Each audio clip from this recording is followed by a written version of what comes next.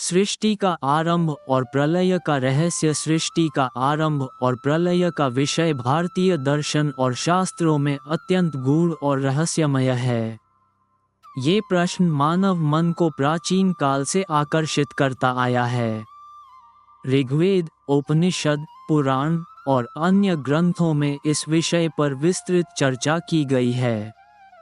यहाँ हम सृष्टि के आरंभ और प्रलय के रहस्य को समझने का प्रयास करेंगे। सृष्टि का आरंभ भारतीय दार्शनिक और धार्मिक दृष्टिकोण के अनुसार सृष्टि की रचना एक चिरंतन प्रक्रिया है। इसे केवल भौतिक या वैज्ञानिक दृष्टिकोण से नहीं देखा जा सकता, बल्कि इसमें आध्यात्मिक और दार्शनिक आयाम भी जुड़े हुए हैं। सृष्टि का वैदिक वर्णन ऋग्वेद के नासदीय सूक्त 10.129 में सृष्टि की उत्पत्ति के विषय में अत्यंत गहराई से विचार किया गया है। इस सूक्त में कहा गया है, ना असत आसीत, ना सत आसीत, ना रजः, ना व्योम, ना चन आसीत, अर्थात सृष्टि के आरंभ में न तो कुछ था, न ही कुछ नहीं था। यह उस शून्य स्थिति का वर्णन है जहाँ समय, स्थान और वस्तु का अस्तित्व नहीं था। ये स्थिति महाशून्य या अव्यक्त के रूप में जानी जाती है। ब्रह्मा की सृष्टि पुराणों के अनुसार भगवान विष्णु की नाभि से कमल प्रकट हुआ, जिसमें ब्रह्मा उत्पन्न हुए। ब्रह्मा ने भगवान विष्णु के आदेश से सृष्टि का निर्माण आरंभ किया। चारों वेदों का ज्ञान ब्रह्मा को दिया गया, जिससे उन्होंने पंचमहाभूत पृथ्वी, जल, अग्नि, वायु, आकाश और समस्त प्राणियों की रचना की। सांख्य दर्शन में सृष्टि सांख्य दर्शन के अनुसार सृष्टि प्रकृति और पुरुष चेतना के संयोग से उत्पन्न होती है। प्रकृति 3 गुणों सत्व, रजस और तमस से बनी होती है। जब इन गुणों में असंतुलन होता है तो सृष्टि की रचना होती है।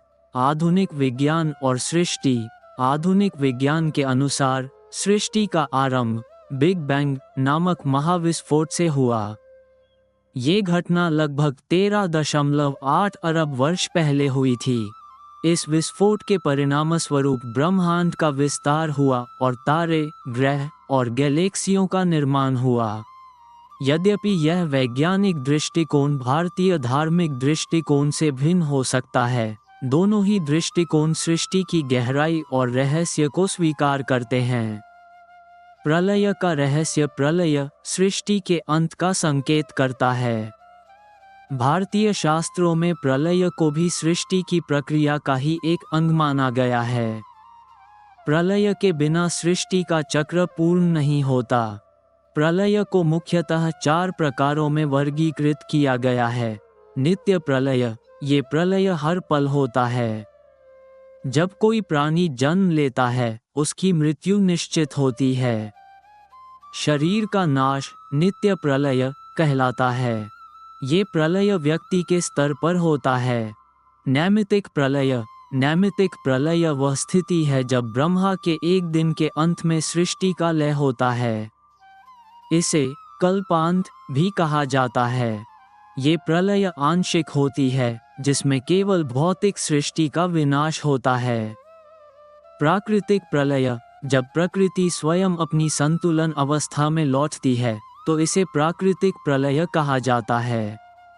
ये प्रलय वैश्विक स्तर पर होती है, जिसमें महाप्रलय के समय समस्त जगत जलमग्न हो जाता है। महाप्रलय वह है जब संपूर्ण सृष्टि और ब्रह्मांड का अंत हो जाता है।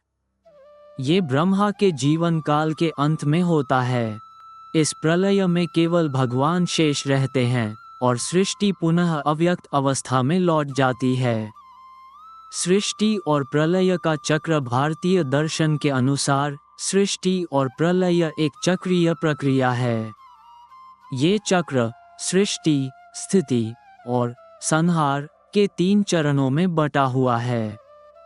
सृष्टि, भगवान ब्रह्मा सृष्टि के सृजन करता है। उनकी आयु 100 दिव्य वर्षों की मानी जाती है। प्रत्येक दिव्य वर्ष में 360 दिव्य दिन और रातें होती हैं। स्थिति: भगवान विष्णु सृष्टि की स्थिति और पालन का कार्य करते हैं। ये चरण ब्रह्मांड में संतुलन बनाए रखता है। संहार: भगवान शिव सृष्टि के संहार करता है। जब संहार होता है तो सृष्टि पुनः अपनी मूल अवस्था में लौट जाती है। प्रलय के प्रतीक और महत्व: प्रलय केवल विनाश का प्रतीक नहीं है, बल्कि यह नए आरंभ का संकेत भी है। भारतीय परंपरा में प्रलय को सकारात्मक दृष्टिकोण से देखा जाता है। यह आत्मा के पुनर्जन्म और सृष्टि के नवीकरण का अवसर प्रदान करता है। आध्यात्मिक दृष्टिकोण: प्रलय ये सिखाता है कि हर अंत के साथ एक नई शुरुआत होती है। ये जीवन के अस्थिर स्वभाव को समझने और आत्मा की अनश्वरता को पहचानने में मदद करता है। प्राकृतिक दृष्टिकोण: प्रलय ये संदेश देता है कि प्रकृति का संतुलन बनाए रखना अत्यंत महत्वपूर्ण है। जब संतुलन बिगड़ता है तो विनाश अनिवार्य हो जाता है। व्यक्तिगत दृष्टिकोण: प्रत्येक व्यक्ति के जीवन में भी प्रलय के क्षण आते हैं, जब पुरानी परिस्थितियां समाप्त होती हैं और नई संभावनाएं उभरती हैं। यह आत्मविकास और परिवर्तन का समय होता है। सृष्टि का आरंभ और प्रलय का रहस्य मानव मन के लिए हमेशा से जिज्ञासा का विषय रहा है। भारतीय शास्त्रों में इसे अत्यंत गहराई और सूक्ष्मता से समझाया गया है। ये केवल एक भौतिक प्रक्रिया नहीं है, बल्कि एक आध्यात्मिक यात्रा भी है। सृष्टि और प्रलय का चक्र हमें जीवन और ब्रह्मांड के अस्थिर स्वभाव को समझने और आत्मा की अनश्वरता को अनुभव करने का अवसर प्रदान करता है।